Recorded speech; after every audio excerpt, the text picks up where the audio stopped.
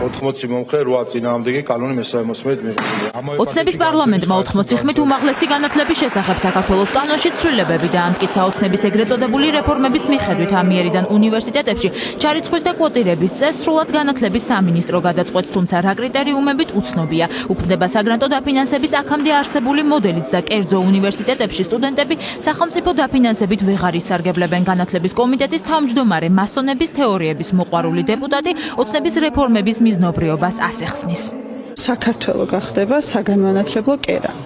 როგორც დაიბრუნებს გელათის იყალთოს აკადემიების სტატუსს და ის ტრადიციულად რაც იყო საგანმანათლებლო კერა საქართველო იმას გააძლიერებს. რა იყო ეს ტრადიციული? ტრადიციული იყო, რომ განათლების მიღება მაშინ, როდესაც სხვა ჩვენ გარშემო რეგიონებში არ იყო ესე დონეზე განათლების სისტემა, ჩვენთან იყო. განათლების ხარისხი იქნება საგრძნობლად გაუმჯობესებული. სასიძვეების რიცხვით შემცირდება. კი ბატონო. ცნობილი ფრაზაა. კი ბატონო. ერთი ქალაქი, ერთი ფაკულტეტი, ასე გამოიყურება ოცნების განათლების რეფორმა, რომელსაც ივანიშვილის გუნდი ისტორიულს უწოდებს. დღეს გავიგეთ ისიც, რომ ოცნების გადაწყვეტილებით საუნივერსიტეტო სისტემაში 3+1 ფორმატი შეიძლება პირველ კურსელ სტუდენტებსაც შეეხოთ. კანონპროექტის თავდაპირველ ვერსიაში ეს გათვალისწინებული არ იყო, თუმცა მოგვიანებით ამის ინიციატივა მარიამ ლაშხმა გამოთქვა.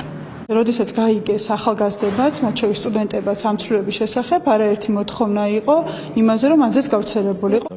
ვინ იყვნენ ის განათლების ექსპერტები, რომელთან ერთადაც ყობახიძის გუნდმა რეფორმების გატარების მნიშვნელობაზე იმსჯელა? კითხვები დღეს ოცნების განათლების მინისტრის მოადგილეს დავუსვით. ამ მიმართულებით კონსულტაციები ისედაც წლებია გვაქვს. გარდა ამისა, ექსპერტები მუშაობენ ჩვენს სამინისტროს შემადგენლობაში შემავალ სიპებში. ჩვენ ვფიქრობთ, რომ ეს იქნება სტუდენტებისთვის და ახალი თაობისთვის განხორციელებული საუკეთესო რეფორმა, რაც 30 წლის განმავლობაში ყოფილა. ჩემი შვილები ერთი სტუდენტია, რომელიც ვებსტერის უნივერსიტეტში სწავლობს ახლა თბილისის კამპუსში, რა თქმა უნდა, მეორე ახლა ამთავრებს IB მთიებს, რომელსაც 12 წელია სწავლობს. თუმცა მმართველობის 14 წლის თავზე ოცნების წევრები საკუთარი შვილებისთვის განათლების მისაღებად ისევ კერძო სკოლებს და უნივერსიტეტებს ირჩევენ. სამთავრობო გუნდის წევრებს უკვე წლებია შვილები არა საჯარო, არამედ კერძო სკოლებში დაჰყავთ. მათ შორისაა ოცნების პრემიერიც ირაკლი კობახიძე, რომელმაც შვილების სწავლაში გასულ წელს თითქმის 40,000 ლარი გადაიხადა. როდის გადაიყვანენ ივანიშვილის მთავრობის წევრები შვილებს სახელმწიფო სასწავლებლებში ამ კითხვაზე პასუხის მისაღებად, რადიო თავისუფლების ჟურნალისტს კითხვის გამეორება რამდენჯერმე მოუხდა. როდის მიაღწევს სასკოლო განათლება და უნივერსიტეტის განათლება იმ დონეს, რომ თქვენ, რომ ხო დაკავთ კერძო სკოლაში შვილი და თქვენს კოლეგებს გაგიჩნდებათ სურვილი, რომ კერძო სკოლაში აღარ ატაროთ შვილი და ატაროთ საჯარო სკოლაში. თუ კი სადმე ქონდა ყველაზე ნაკლები შედეგი ამ 3 წლიანი საქმიანობის განმავლობაში, ყველაზე ნაკლები შედეგი ქონდა განათლების სფეროში. ჩვენ რო არ დაგვენახა არსებითი პრობლემები ზოგადად განათლების სფეროში და უმაღლესი განათლების სფეროში, რა თქმა უნდა, ასეთი, ასე ვთქვათ, პრიორიტეტულობით არ მოვიგებოდით ბუნებრივია რეფორმებს.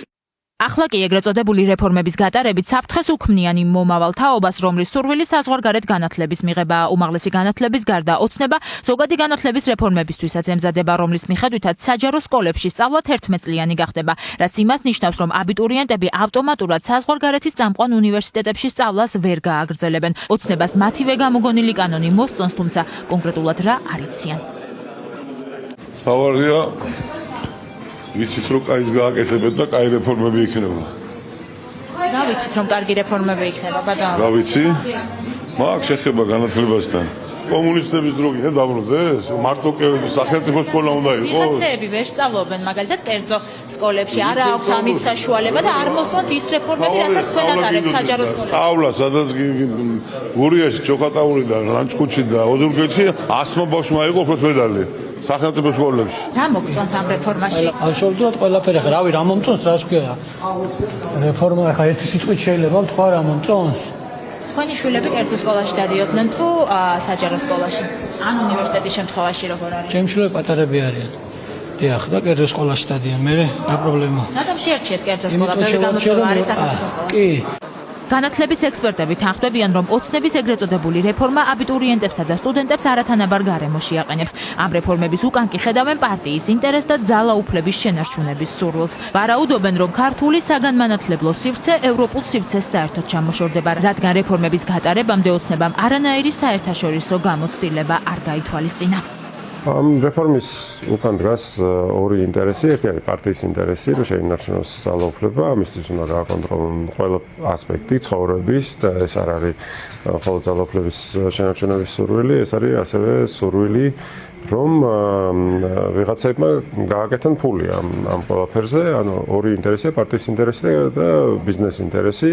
ამ ცვლილებით მე-12 კლასიდან მე-11 კლასზე დაყვანით პრაქტიკულად საერთაშორისო სივრცეს ჩვენი მოსწავლეების დიდი ნაწილი მოწყდება. მეორე მხრივ ეს არის უთანასწორობის ძალიან მნიშვნელოვნად გაღვივება და უპერსპექტივობა არის მომავალი თაობებისთვის. ოცნების პარლამენტში დღეს მთავარი მომხსენებელი ოცნების განათლების მინისტრის მოადგილე იყო ზვიად გაბისონიას შვილებიც კერძო სასწავლებლებში სწავლობენ. მინისტრის მოადგილეს კითხვები გახარიას გუნდის წევრებმაც დაუსვეს. რატომ ვაკეთებთ განათლების უმნიშვნელოვანესი კომპონენტის უმაღლესი სასწავლებლების შესახებ გადაწყვეტილების მიღებას ესე დაჩქარებულად?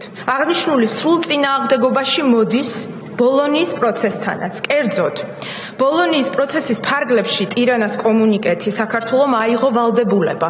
ხელისუფლებამ უნდა უზრუნველყოს საჭირო პირობები ინსტიტუციური ავტონომიის რეალობად ქცევისთვის. ოცნებამ დაჩქარებული წესით სამივე მოსმენით უმაღლესი განათლების შესახებ საკანონმდებლო პაკეტი უკვე დაამტკიცა. პროფესორები და განათლების ექსპერტები ვარაუდობენ, რომ ოცნების შემდეგი სამიზნე ის აკადემიური პერსონალი და მათი წმენდა იქნება, რომლებიც ივანიშვილის გუნდის პოზიციებს არ იზიარებენ.